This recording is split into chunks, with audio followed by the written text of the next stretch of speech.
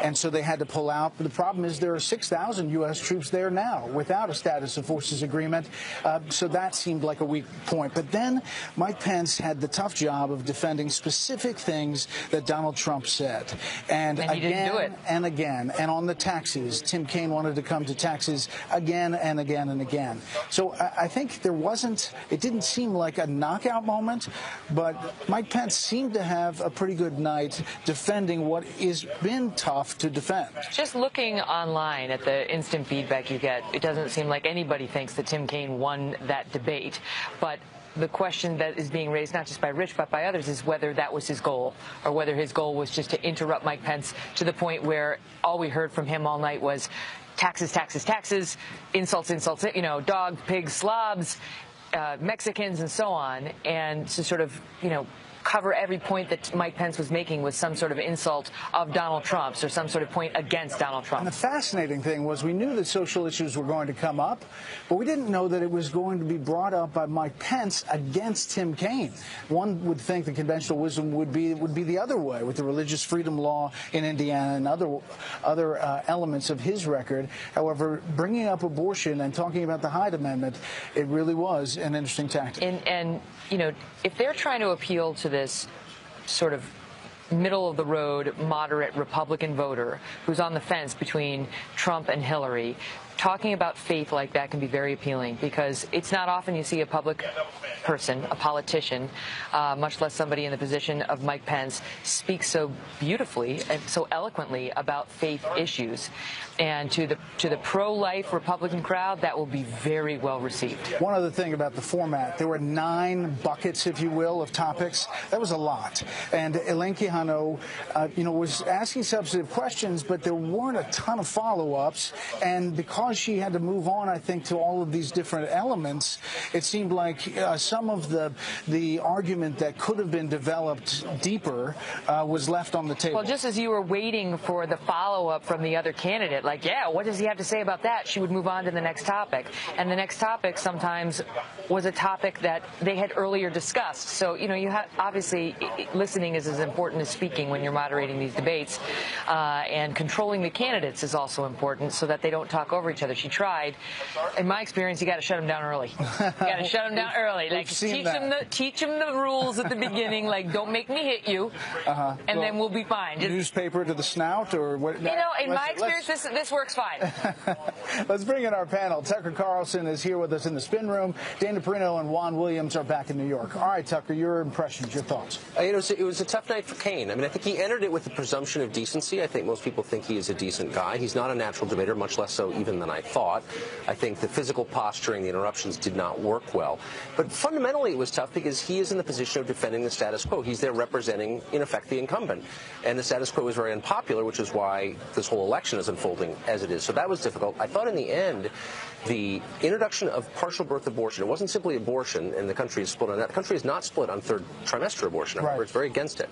And I thought that was a really revealing moment. That is the kind of thing that Republicans in the past 10 years have been very hesitant to do, to bring up. They're very uncomfortable with it. Mike Pence is never uncomfortable. He is not, but the uncomfortable man on the stage tonight on that topic was Tim Kaine, much more than I expected. He seemed unprepared for it, and he seemed almost squirming in his seat. It'll be interesting to see what the polls reveal, but I thought that was, wow, kind of a moment. That was, of course, an issue. I mean, Trump is on camera back in the day saying he was in favor of partial birth abortion. Now he says he's not.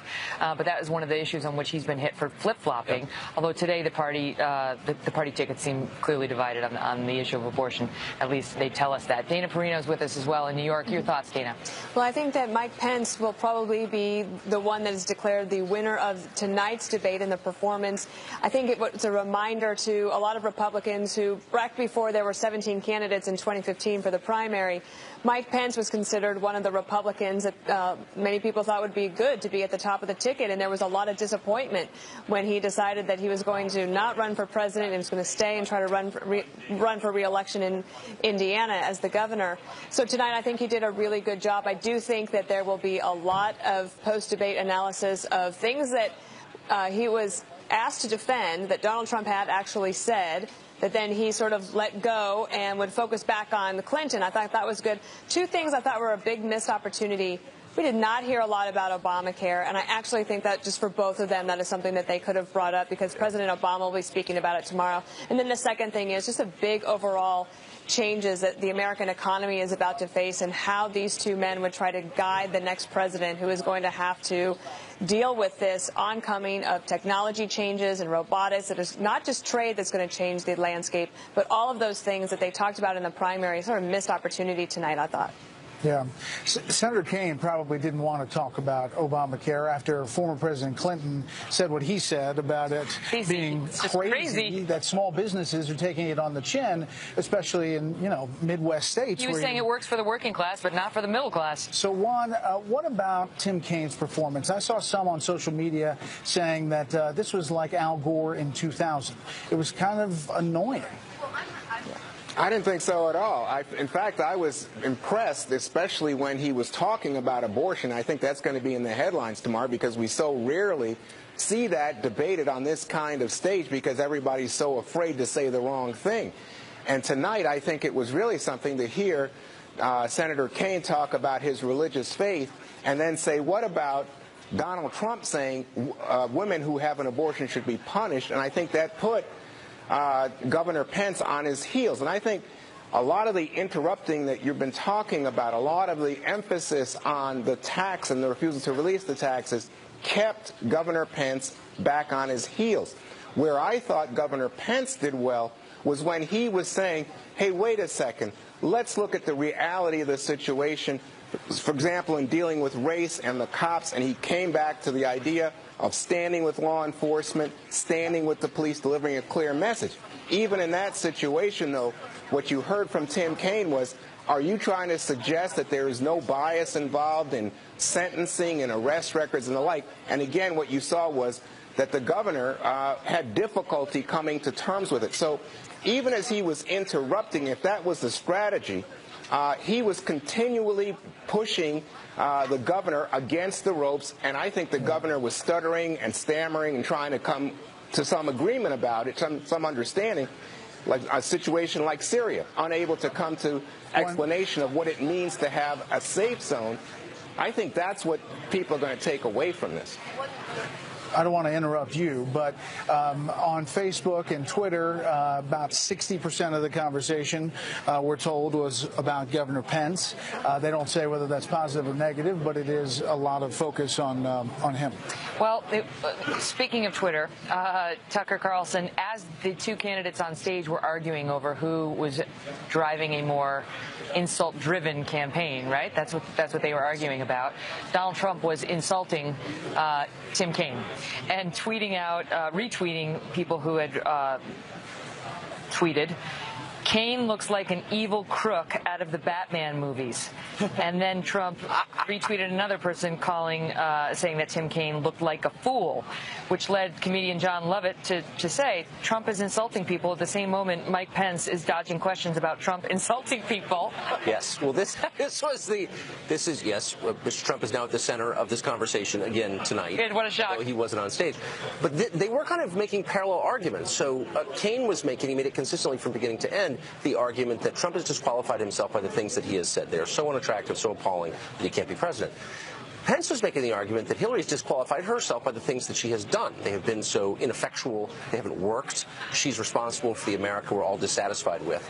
And so it was kind of a stark contrast. I mean, and they each have a case, I think, but they were arguing past one another. I mean, you didn't see Pence say really anything about what Hillary has said, and you didn't see Kaine say anything about what Trump has done. Well, he struck back saying she has called half of our supporters deplorable. Well, that's so right. He for a moment, but mostly, I mean, of course, Trump doesn't hold office, so perhaps that's part of it. But really, this was about turnout. In my view, from beginning to end, you saw Kaine repeating ugly things that Trump has said about aimed at African Americans, Latinos, and unmarried women, and those are the three groups they need to turn out. Dana, at the end, Pence came back to what we thought he was going to come back to, and that is change. That Mike Pence, Donald Trump are change, and Hillary Clinton is the establishment, the ultimate establishment. And did he make that case? I mean, he tried to make it that she was Secretary of State and the world is falling apart under President Obama at the beginning, and then tried to drive it home at the end that he's change.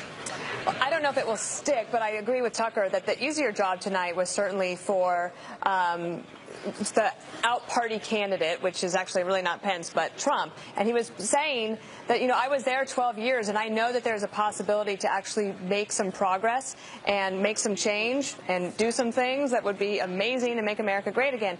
He was short on sort of canned answers, and I think that Kaine was so over-practiced, and some of the lines were like, okay, come on. Obviously, they're so practiced.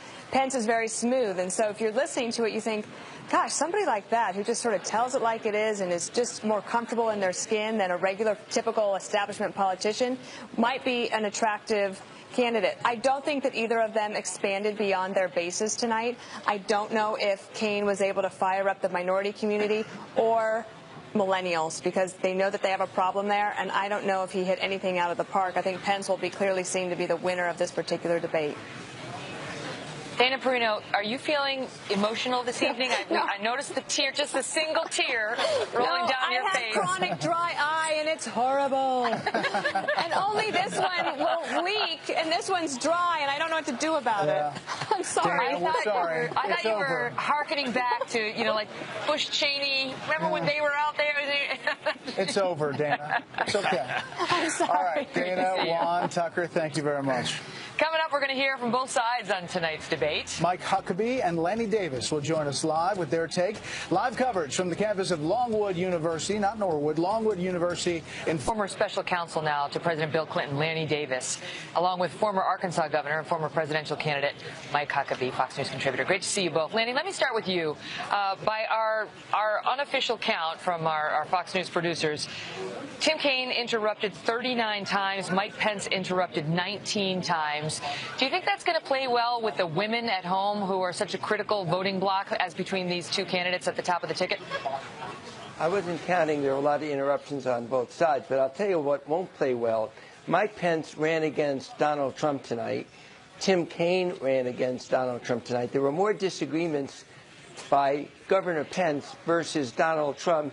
He disagrees with Trump on criminalizing women who terminate pregnancies. He disagrees with Trump's constant praise of Putin. He disagrees with a deportation Trump force. Trump walked the punishment for abortion comment back. I am saying that what I heard tonight, and even my good friend Dana Perino wistfully wants to think about Pence being on top of the ticket. What you saw tonight is two very good debaters. I respect both of them, both running against Donald Trump. It was amusing to even see the panelists who are Republicans not defending Trump, but saying that Pence did very well, disagreeing with Trump. Even Rich Lowry noted that. So for me, this is Governor great. Huckabee. Donald Trump lost, and Pence and Kaine both did very well. Governor Huckabee, your response to that? Well, first of all, Rich Lowry is not a Trump fan, so I don't think I would take that. But, I think sometimes those of us who are in this game, we listen to very carefully the words that are said. But undecided voters tend to look at these candidates as to how they say those words.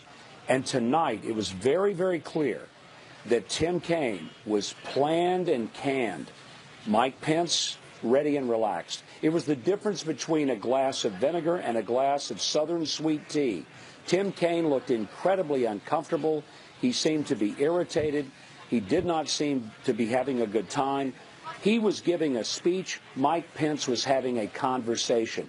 And that's how it came across. I think clearly when Tim Kaine left the stage tonight, he went straight to Waffle House. He was hungry because Mike Pence ate his lunch. Lenny, let me ask you something about foreign policy here, Lenny. Lenny, let me just ask you something about foreign policy. 3 times, Senator Kaine said that Hillary Clinton worked to eliminate Iran's nuclear program, and then said that the Israelis signed on to that elimination of Iran's nuclear weapons program. Do you believe that that's, in fact, happened? I never heard the word sign off. I heard... and I can be corrected on that, Brett, but Governor Kaine mentioned specific Israeli... Well, yes, that is the goal, to eliminate, and right now they are not developing... But it hasn't happened. Excuse me. Right now they are not developing a nuclear weapon. Before this treaty, they were this close. And we heard Israeli intelligence being quoted by the governor agreeing with that. But can we get back to my question to the two of you? When I hear Megyn Kelly, who I respect greatly, who is the subject of vicious attacks by Donald Trump with horrible use of words, and we hear Governor Pence constantly say insults about Hillary Clinton when facts about Donald Trump are called insults, I'd like to really ask Megyn Kelly whether you felt a certain sense of satisfaction that all the insults hurled at you by by Donald Trump are now being called insults rather than Governor Pence decrying the kind of personal insults that he gave to Jeb Bush, to John Kasich, and even to you when you moderated the debate. Well, the beauty of being the anchor is I get to ask the questions and not answer them. But thank you for that, Lanny. I'll put the question to you, Governor Huckabee, about the fact that Pence didn't take on the litany of insults that Tim Kaine was listing. He didn't try to defend Donald Trump on all of those. He basically just said Hillary's insulted half of our supporters as a basket of deplorables. And then the response from Tim Kaine was, but then she apologized for that. When has Donald Trump apologized for his remarks about Mexicans and John McCain and so on and so forth? Yeah, I don't think most of the voters really care whether Donald Trump apologizes. I think they're tired of watching Barack Obama apologize for America all over the world and bow to foreign leaders. They want a person who's strong. Do they agree with him all the time? Probably not. But I thought Mike Pence tonight did a masterful job of defending Donald Trump and the Republican ticket. Really, Mike, really. Governor Huckabee, Lanny, thank you. That does it for our coverage tonight. The vice presidential debate is over, but we have post coverage starting. Appointments available now. Breaking tonight, the first and only vice presidential debate is now in the books. And while both campaigns are saying their guy scored the most points, a lot of debate watchers are expressing frustration with what at times became a free-for-all. Welcome to a special live 11 p.m. edition of the Kelly File, everyone. I'm Megyn Kelly. Thanks for staying up late. Reporting tonight from Longwood University in Farmville, Virginia. The two candidates left this stage about 20 minutes ago. They covered a lot of ground tonight and spent a lot. We have a big show lined up for you tonight. Donald Trump's campaign manager, Kellyanne Conway, is here. So is Hillary Clinton's national press secretary, Brian Fallon. We'll also get Charles Krauthammer's key takeaways and so much more. But we begin the night with Chris Stirewalt, our Fox News digital politics editor, and Howie Kurtz, host of Media Buzz on Fox News. Great to see you both. Howdy. Chris, your thoughts? No hits, no runs, no errors. They did their job, which was to not make news. I think Pence had a better night. Kaine was interrupty, overmodulated, too hot coming in, couldn't quite settle down. But look, they were here to not harm the ticket, and they did their jobs, and they can walk out with their heads held high. Before we get to Howie, on the subject of interrupty. Here is a flavor of that. It's one of those things where you can tell that Kaine had all these lines that he wanted to get in. He was like, ooh, and I'll say that, ooh, and I'll say this, and ooh, and I'll say the other thing. And then it was just too much when he couldn't quite handle it. And there were questions online about where was the moderator? Where was the control? I got to tell you, Megyn, I love politics, but this debate made my head hurt. Unfortunately, Elaine Quijano, the moderator from CBS, let this get careen utterly out of control. Tim Kaine interrupting Mike Pence far more often without much admonition from the moderator. But here's the thing, as Chris was just saying, I mean, Tim Kaine was so determined to throw out as many grenades against Donald Trump as he could, even if they exploded around his body, that in another reference to 9/11, he somehow turned it around to Donald Trump didn't pay his taxes and Mexican rapists, and he kept bringing these things up again and again. Mike Pence, who's a former radio talk show host, tried not to take the bait on every attack against Trump, tried to be a little more... He took no bait, really. Yeah, right. Which opens him up to accusations about not defending his guy, but he came across a little more modulated, a little more dignified. I think as time went on, Kaine lost this debate because his attacks were less forceful as they became so scattershot. What do you make of the Lowry theory, that Kaine lost? He didn't care whether he won or lost. He just wanted to mention dogs, pigs, slobs, taxes as many times as humanly possible. Get there and say the words. Look, these are two very traditional, very normal, very mainstream candidates who are running on a ticket with people who are not normal candidates. These are people who are... abnormal. Right. Quite. For good or for ill. So are we. We can relate. Quite so. But their job is to show normalcy, and they did that. And Kaine and Pence both did this. They both steered around the fundamental questions and issues for their candidates. minutes. There was a lot of non-answering that was going on tonight. You sort of expect that, but I think they both ably dodged. Yeah, they did. They were able dodgers. Able dodgers. Great to see you both. Well, as Donald Trump watched this debate, he live tweeted his reaction to what we saw on stage. And we have Trump's hottest takes for you tonight. Joining me now from just outside the debate hall, our chief political correspondent, Carl Cameron. Carl? Hi, Megyn. Well, Trump tweeted 44 times, including retweets, in that 90-minute debate, which means basically at least once every 2 minutes. And among them, there were some pretty good doozies. They go something like this. Wow, Kaine couldn't go 12 seconds without a lie. Marines are scared of the liar running. He retweeted, Kaine looks like an evil crook out of Batman movies. Then there was Kaine says Hillary and he have plans. She could care less what Kaine thinks. Loving Mike Pence, he's so likable and sensible. Kaine's just talking bull. Hillary Clinton sneers at millions of average Americans. Clinton's close ties to Putin deserve scrutiny. Then there's Kaine's awful. Trump and Pence are the ticket. No more lies. We're ready to see America great again. And he ultimately ended it up congratulating Mike Pence for what he said was a victory. And at one point, he actually criticized the moderator, something that we're likely to hear a lot of in the next couple of days. Megyn? Carl, good to see you. Well, political analysts suggesting that Senator Kaine's main objective tonight would be to turn Governor Mike Pence into Donald Trump and force Mr. Pence to answer for all of Trump's controversies. Fulfilling those reports, Senator Kaine did not hold back, using several opportunities to bring up a laundry list of Trump controversies. Watch. Now, Trump campaign manager Kellyanne Conway. Kellyanne, great to see you. Hi, Megyn. So what do you make of that exchange where Kaine's response was she took responsibility for what she said and apologized? No, she didn't. And he's suggesting Trump never has apologized to anybody for anything. But she didn't, and that's not fair. Let me break it down this way. First of all, because she got caught on tape at a fundraiser with her donors, which is how she usually spends her time, insulting tens of millions of Americans, calling them a basket of deplorables and irredeemable at that. You add to that the Bernie Sanders voters, who we since heard again in a fundraiser or a donor's pitch, where she insulted them as basement dwellers who have this fantastical idea. She said they're in the basement, struggling to make something out of their lives. She didn't say basement dwellers. It didn't sound very nice. It didn't sound very complimentary. And even Bernie Sanders said he had a hard time listening to that. But the fact is, this woman has disdain for people, in part, and then he said he had a hard time hearing that. But look, Megyn, it's very simple. American people know that she has insulted people, that she has disdain for lots of Americans.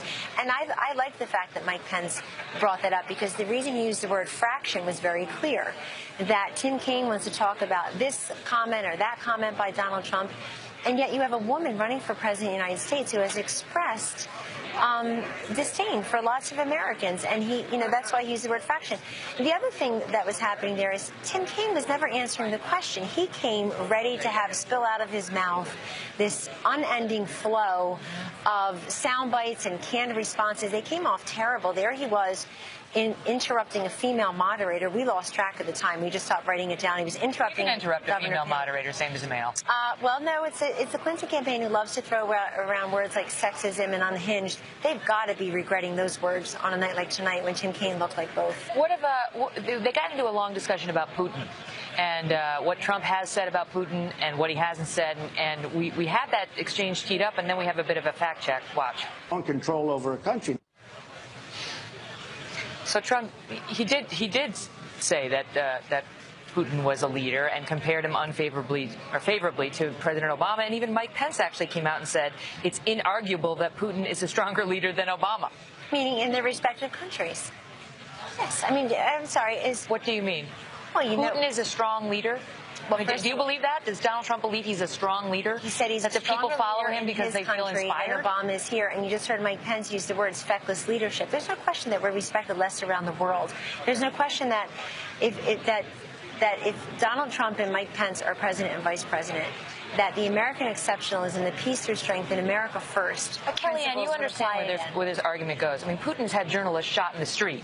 So it's a little jarring for people to hear him praised by Donald Trump as a strong leader, stronger than President Obama. He's stronger there than he is here. And he also says, if you play the full clip, Megyn, he also says in the Commander-in-Chief forum, different forum, that he says that I don't necessarily agree with that system of government. That's what Donald Trump said. I was there that night. He says, but he's a strong leader there than Obama is here. Nobody thinks Obama's a strong leader. I mean, if Obama were a strong leader, a Secretary of State would have 55%. Why in the new CNN poll? Why in the new CNN poll is Hillary Clinton at 53% among women? She's running as the first female president. There's something holding her back, and I frankly she's beating Donald Trump by some 20 points with women. I mean, why is Donald Trump at 32%? Not really. Not in all polls. Kellyanne. But she's got a gender gap of her own. She does. She does. She's losing. She has a gender gap over men. She has a huge gap. There's absolutely no question about that. But you're sitting here suggesting why are her numbers low with women, and you work for Donald Trump. Right, she's the first. His numbers are historically low for a Republican nominee with women. Historically low. Well, Mitt Romney lost women by 11 points, and John McCain lost. Mitt Romney's numbers are crushing Donald Trump's numbers with women. It's not election day yet. Why are we winning Ohio and Iowa? There's 35 days to go, Kellyanne. I mean, the criticism of Donald Trump is that he could win this race and that he was doing well and he was rebounding and his numbers in various states were rebounding. And then he went after Miss Universe and talked about her being too fat and talked about women's looks again. And women don't like that, so according to these polls. I guess I would focus on why we're here, which is the vice presidential debate. I thought Mike Pence did a fabulous job. Which is all about who tonight. Should be elected president. Well, but Megyn, in fairness to Donald Trump, his very first execution of leadership and judgment was what after he became the nominee? His selection of Governor Mike Pence as his running mate. And America saw tonight how wonderful that selection is, because this man, as governor of Indiana, has cut taxes for employers and individuals. The unemployment rate was slashed in half. He's expanded school choice and charters. He's brought manufacturing jobs back. I've worked with Mike Pence for probably 10 years as his Colstrom senior advisor. The guy will make a fabulous vice president. And you juxtapose him against Tim Kaine tonight, who basically spent most of his career in government service, is no stranger to the debate stage. Yeah. And you think that Tim Kaine's performance tonight is going to sit well with women? I think what you're going to hear from all the pundits. That was my first question to Larry Davis. I think you're going to hear from all the pundits tonight. These vice presidential debates don't really matter. They won't move the polls because they know how lopsided the victory was for Mike Pence. I got to go because I got a Clinton campaign representative coming up. We're going to talk about that. Great to see you. Thank you. Thanks for being here. So for his part, Governor Mike Pence made the case against Hillary Clinton in a way that some critics wanted Donald Trump to do during last week's presidential debate. Here was one exchange getting a lot of attention. Brian Fallon is the national press secretary for Hillary Clinton's presidential campaign. He's with me now. Great to see you. Thanks for having me. So what do you make of that? Because you heard Kellyanne make the point. It was my question to Lanny Davis, whether these women that both campaigns are fighting for, right, who could make the difference in this election, are going to like how interrupty, to borrow Steyerwalt's word, he was. I mean, constantly interrupting. Well, a running mate has two jobs in a debate like this. Number one is to defend your candidate, the person at the top of the ticket. And I thought Tim Kaine was hugely effective at defending Hillary Clinton when she came under false attacks from Mike Pence, helping make the affirmative case about what Clinton-Kaine administration would do on the economy. And then secondly, you need to make the case against the other person on the other side of the ballot. And I thought that he was extremely effective at making the case about why Donald Trump is temperamentally unfit to be president. And the reason he was so effective was he was citing Trump's own words. And what was most notable, I thought, was that Mike Pence was sort of not engaging at those points. Whether was that, and let me get to Pence in one second, but was that a strategy to have him, it doesn't matter how many times he interrupts, just keep saying these few core messages or launching these few core attacks over and over again? Well, look, it's easy to seem agreeable if you're not making any case on behalf of your candidate. And Mike Pence, I thought, sort of sat out major portions of the debate where Tim Kaine was calling out statements that Donald Trump has made. And I thought that was perfectly reasonable. And I thought that what was notable was that Mike Pence didn't seem interested in defending some of Donald Trump's more outrageous comments. It seemed like he made a conclusion coming into tonight that he didn't want to have to defend the indefensible. He did make a reference at one point to the fact that, listen, this is not a professional politician. He hasn't lived the past, several decades running for office and watching everything he says. Well, look, just take an issue like Russia. I mean, Donald Trump has gone around in the course of this campaign and he's expressed admiration for Vladimir Putin.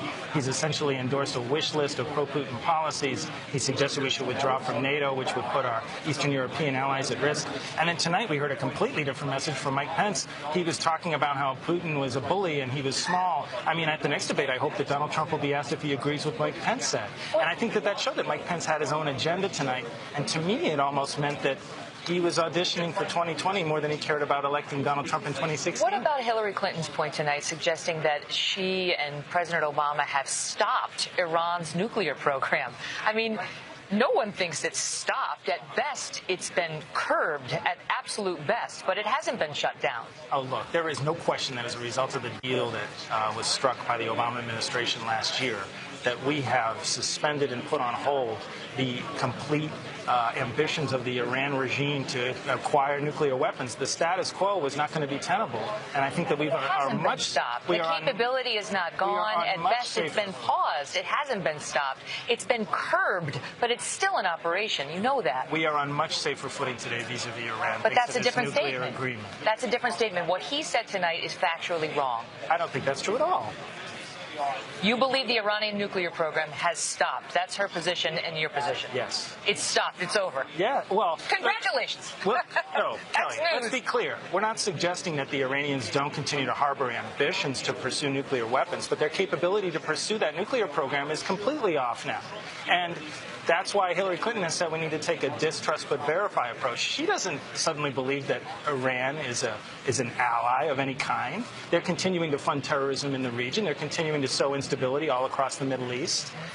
And so, yes, absolutely, they still have a mind to pursue nuclear weapons, but they're not going to be able to do so under this agreement. Let's pick up on the last point that I was discussing with Kellyanne, which is the women, right? And there's a gender gap, and that's true. Trump is definitely struggling with women. But Hillary Clinton is struggling worse with men. The gender gap is worse on her end in getting men. And you tell me what she's going to do, if anything, between now and November 8th to reach out to them. Well, we always are seeking to reach out to voters that are not currently supporting Hillary Clinton. We're going to continue to do that. But if you look at some of the national polls that came out just yesterday, she is making complete inroads with male voters. And I think that the gap is so much more pronounced among women voters that it's a point where Donald Trump can't recover if those numbers stay the same in terms of that gender gap. And so it's Donald Trump that has more repair work to do with women voters. That's why Hillary Clinton was today in Delaware County in Pennsylvania making the case to women, a lot of them probably Mitt Romney voters in 2012, on issues like pay equity, paid family leave, child care, with her daughter there, with Elizabeth Banks there. I think that was extremely powerful, and that gender gap is going to be irrecoverable for Donald Trump. And unfortunately, tonight there is nothing that Mike Pence could say that would change that dynamic for Donald Trump. So you see no game changer this evening? It's impossible for the number twos to change the dynamic. The problem is the guy at the top, Donald Trump. Great to see you, Brian. Thanks for being here. Well, there's a lot more just ahead, including from Charles Krauthammer, who says there's one clear loser in tonight's debate, and you might be surprised who that is. Plus, David Wohl and Mo Alithi are next on who came out ahead in a powerful exchange over policing and race. And then Mark Thiessen and Austin Goolsbee weigh in on what happened when this debate went nuclear. Don't miss this. As you just heard, Donald Trump's tax returns became a heated point of contention between Mike Pence and Tim Kaine tonight. And it's an issue that we could hear more of as we look ahead to the second presidential debate on Sunday, 5 days away. Joining me now, Dr. Charles Krauthammer, syndicated columnist and Fox News contributor. Charles, great to see you. So first, let's just start with, separate and apart from that exchange, your overall thoughts on how the debate went. Well, unfortunately, the big loser was the moderator. I don't envy her position, but she lost control of the debate very early. The candidates were talking over each other. And this is a pet peeve I have with all moderators, not just this one, although it was worse than this one. You know, towards the end, you were getting really good exchanges of the kind where they were going at each other, quite revealing. And she would say, we have to stop and go on to another subject, to which I would say, why? Who cares about hitting all the points and all? At one point, I was watching some other folks who burst out laughing when she said, yes, but we were going to talk about North Korea. Well, that's less interesting than talking about the top of the ticket. Look, I thought in the end it obviously didn't move the needle because they were each trying to do something completely different and to some extent succeeded. Kaine was trying to spread little nuclear, well, I wouldn't call them nuclear, conventional explosives all over the place by mentioning all the misstatements, outrageous statements that Trump had said. And it's clear that Pence had made a decision not to go down the rabbit hole on every one of these, because otherwise he never would have talked about anything else. But it did make him look defensive. And I didn't do a content analysis, but I would guess that most of the time it was spent defending, or at least with the Pence-Trump team, on the defense. What Kaine tried to do was simply to say, this guy is unreliable, that this guy has the wrong temperament. But Pence's strategy, and I thought he won on tone, he was always calm and collected. He was a kind of Reagan saying to Carter, there you go again, was to simply say, well, perhaps my guy has made misstatements, but your candidate and her people have been in charge for 8 years and in a larger sense for 30 years, and look where we are. Look at the state of the world, and that's what he concentrated on. What he has said, that's what Kaine was talking about, but what Pence talked about is what she had done and not done. And I thought on that, enumerating, for example, the failures with Russia, he did very well. What do you make of the notion that Trump could be, that the questions about his temperament can be answered or at least assuaged by this calm, cool, collected running mate?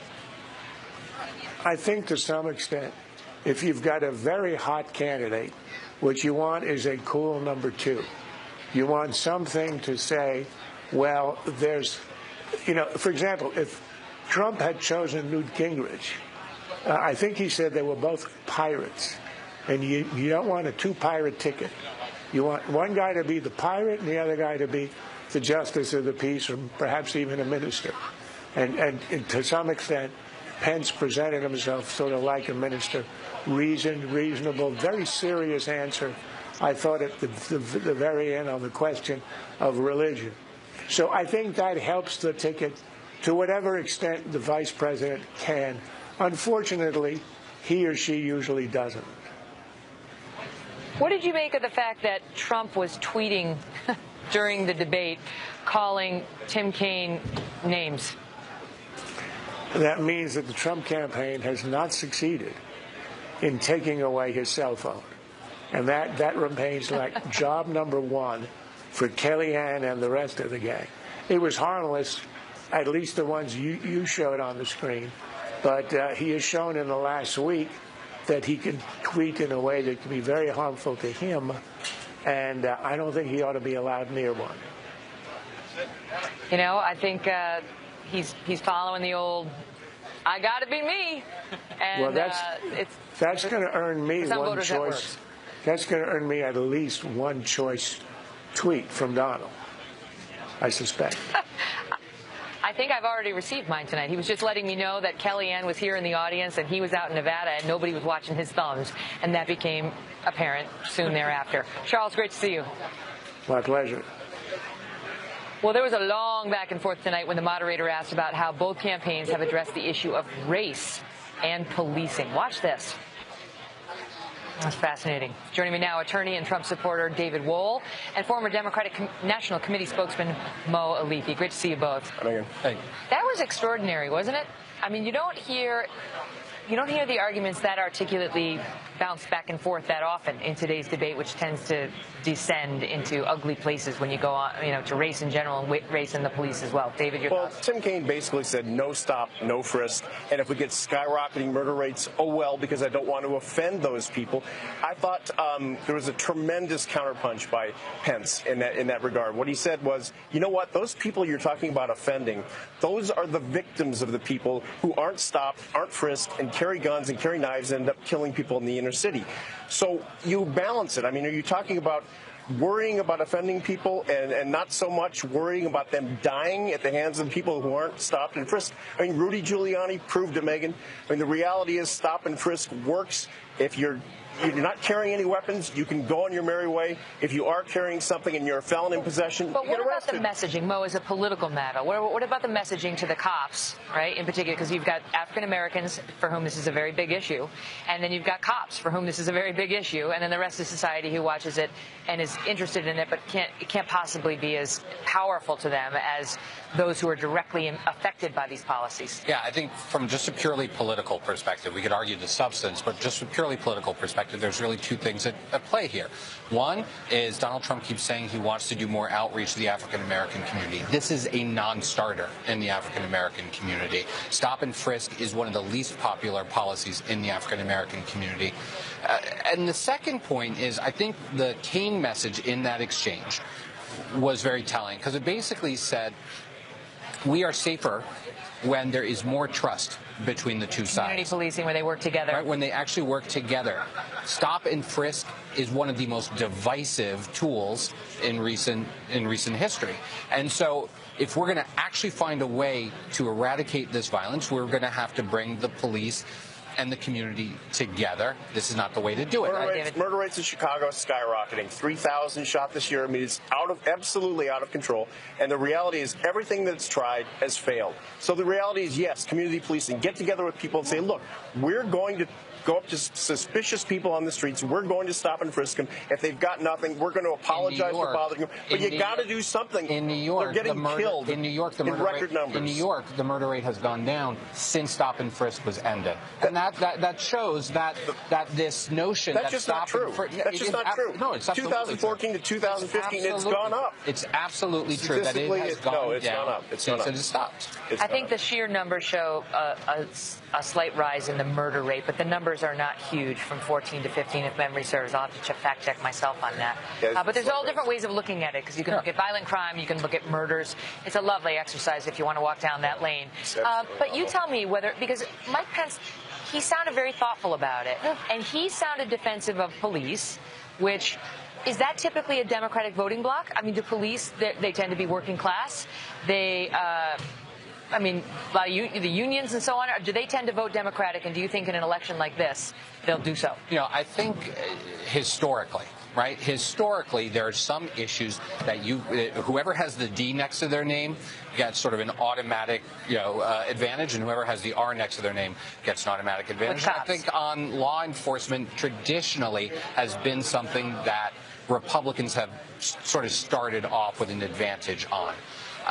I don't know if that's the case now. To be honest, I'm not sure either side really has much of an advantage right now. I think the whole notion of safety and public safety and law enforcement and crime, right now both sides there's so much distrust on both sides that I don't know that there is a political advantage to be had other than to try to say, I'm going to keep you safe by bringing a community together. Cops are a powerful voting bloc, Megan. What's happened in Dallas, 5 cops murdered. In New Orleans, 2 cops murdered.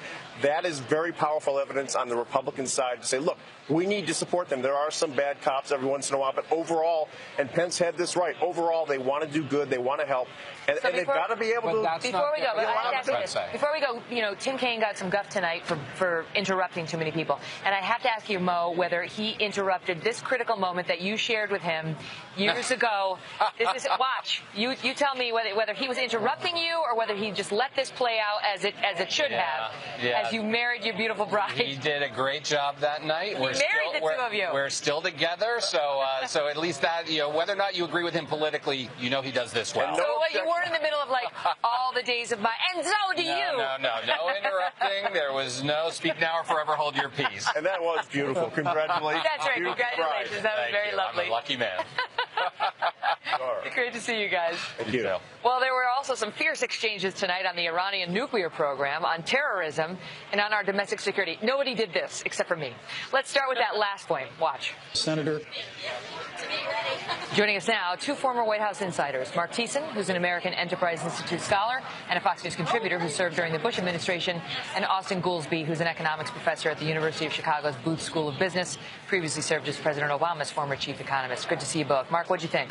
So, I mean, what he said about Iran was completely and totally untrue. There were tons of foreign policy whoppers in this debate. But number one, Hillary Clinton didn't negotiate the deal. John Kerry did. And number two, it didn't eliminate Iran's nuclear weapons program. It legalized it. Over and over. I just had this debate with Brian Fallon, where I was pressing him on the fact that she's claiming it's stopped, that the program has been stopped, it's been eliminated, and that's just not the case. No, it's not the case at all. Here's the sound. Let's just play it so they know what we're talking about.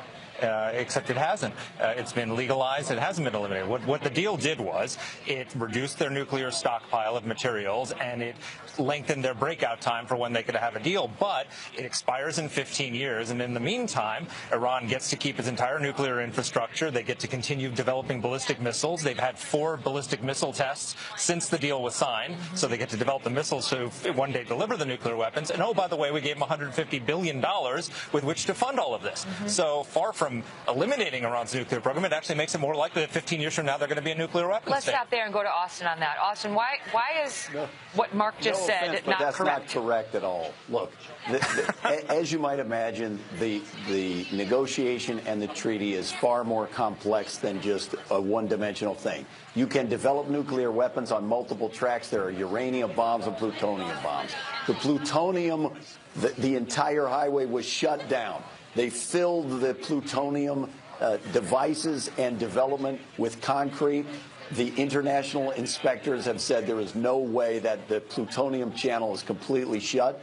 The uranium channel, which I might add they had 5,000 centrifuges for during the Bush administration, has been stalled and put off for at least 15 years. So if you're going to say, okay, they have these centrifuges and 15 years from now they can come back and try to reignite them, fine, we can have that debate. But to make the argument that somehow this treaty enabled their nuclear weapons program when their nuclear weapons program started and got to 5,000 centrifuges under the old regime, whether it enabled it's just it, totally but it's a fact misleading. check on whether eliminated was correct, because he said it 3 or 4 times. Go ahead, Mark. No, he did. And also, I mean, the truth is they continue to keep their nuclear stockpile. And they've had, in fact, we just found out that they had a secret deal that we didn't know about between the Obama administration and the Iranians that allowed them, because they were going to be in violation of even getting rid of that low enriched uranium, that they had to change the deal before else they were going to be out of compliance. I just want to move on to another point. a negotiation with somebody. Hold on, Austin. Hold that thought.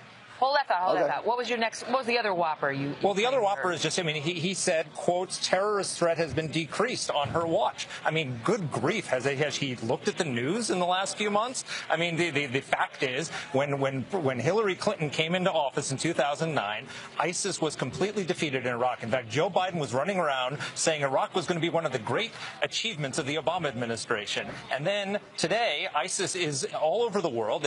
We've got attacks in Paris, Brussels, Nice, San Bernardino, Orlando. They have carried out, according to CNN analysis, 143 attacks in 29 countries that have killed 2,043 people since Barack Obama declared them the JV team. How is that terrorism being decreased? Austin? Look, Megyn, we can have a foreign policy negotiation. On the terrorist attacks, you fail to remember, I think, that the primary thing that the Republicans were criticizing was al-Qaeda through the whole early part of the Obama administration. They took out Osama bin Laden. They took out the infrastructure of al-Qaeda. The terrorism coming from Central Asia and Afghanistan has dramatically reduced. It's true we have had a rise of ISIS-sponsored terrorism in Europe, but many of the terrorist actions that you describe in the United States were homegrown terrorists. And so the policies of the Trump administration are not based on a intellectual debate like the one that Mark and I are having. Donald Trump's nuclear expertise amounts to using a microwave oven. They have nonsense policies. And in this debate, I don't think we got into enough detail on those policies. Yeah, I know. All right. Oh, you meant the debate we just watched. I thought you were criticizing me. If you're criticizing no, the debate we what just we saw watched earlier, that's a totally different story.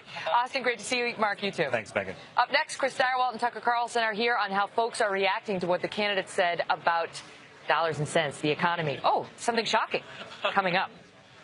Names about the economy already being run through the fact-checking mill, so we called up 2 of our favorite mill workers, Fox Digital politics editor Chris Direwalt, along with Daily Caller founder and co-host of Fox and Friends, Tucker Carlson. Good to see you both. Howdy. So that was just one of the many, exchanges that they went on the economy. They hit everything, little foreign policy and so on. Tucker, overall, did this thing move the needle? Did it move the needle at all? It's pretty hard to know. I mean, it wasn't bad for Trump. I think it's pretty clear that Pence won. But in winning, did he benefit anyone more than himself? I don't know. I do think there's a pretty large reservoir of voters who are open to voting for Trump, but they're afraid of him. They think he's, they think he's flaky, basically, and volatile. And did Pence's kind of calm, rational performance help? I don't know. I think on the Kaine side, clearly he was not there to win. I really don't think he was. This was a human sacrifice. He wanted to remind, the demographics that they're worried about in terms of turnout, which would be African American, Latino, and single female voters, that Trump is really bad. And in case you somehow didn't hear this, in the last year, he said these awful things about you. That's what this was about. Yep. And did he do that effectively? I mean, the number one goal, it's the Hippocratic oath as it applies to running mates. First, do no harm. Whatever else you do, don't do any harm. Tim Kaine didn't help himself. Mike Pence helped himself. And probably a lot of doctrinaire conservative Republicans will have watched Mike Pence and said, I like that guy. Maybe someone will say, I wish he was the top of the ticket, but he will be at least reassuring to those sort of How about Kellyanne's suggestion that Kaine did do harm by, she was suggesting it was sexist to interrupt the moderator? Yeah. Not feeling that. I mean, look, this is the vice presidential debate. Vice presidential debates are remembered only when there is a catastrophic failure of some kind or some just astonishing thing happens. I served with Jack Kennedy. You, sir, are no Jack Kennedy, said Lloyd Benson. But even in that race, Dan Quayle won. And it don't matter. It ain't matter. That's just the truth. Right. It might help remind people that on the merits, it's pretty tough to defend the last 8 years on the foreign policy side and on the economic side. I mean, clearly, and I think you saw Pence allude to this, but we are facing some really ominous signs on the horizon. I mean, who doesn't think there's a debt crisis, at least potentially coming our way? Yep. And that's the result of decisions that the people in power made. And so maybe to the extent that he reminds people of that, it's got to help Trump, no? And I think maybe... Well, the nonpartisan fact checkers who look into it suggest that Trump's plan is going to add $5 trillion to the debt. Well, sure. I mean... so I don't know. But it's not... Tell me whether it helps him. But it's not... I mean, you could certainly make that case. I don't think it's a crazy thing to say. But it's not a contest between two incumbents.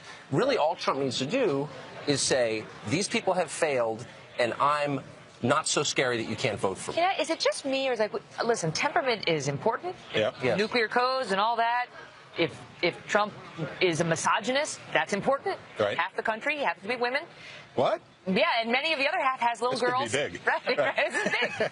But we've heard precious little about ISIS and terror and threats to the homeland and things that actually have people very concerned. If there is one thing that Donald Trump could have been helped by in this debate, it was if he watched Mike Pence closely to see how you do that. So I absorb the blow, you attack me, okay, and you say, whatever, you're a jerk, and then you pivot it. And he did it on emails, and he did it on Iran, and he did it on ISIS. And time again, when the attack came on Pence, he ably absorbed and deflected. So if Trump was watching tonight and he was taking notes, this is how you do that. He clearly was. Right. His notepad begins with a T and ends with an R. It's got a little bird on it. But I wonder, I mean, the one point stuck to me because I'm interested in this subject, but it was very revealing. You saw Tim Kaine say, our number one priority in our immigration policy is reuniting families, which is great for the families. That was a myth. But of course, the point of your immigration policy is to help your country. And if the Trump people, I think, are clever, they will exploit that because that is one of the central... But Trump's already got the people to whom immigration is important. He said they're already in his camp, are they not? But I want to ask you this. You can answer that, and then talk about the fact that we have a presidential debate happening in 5 days. Yes. 5 days.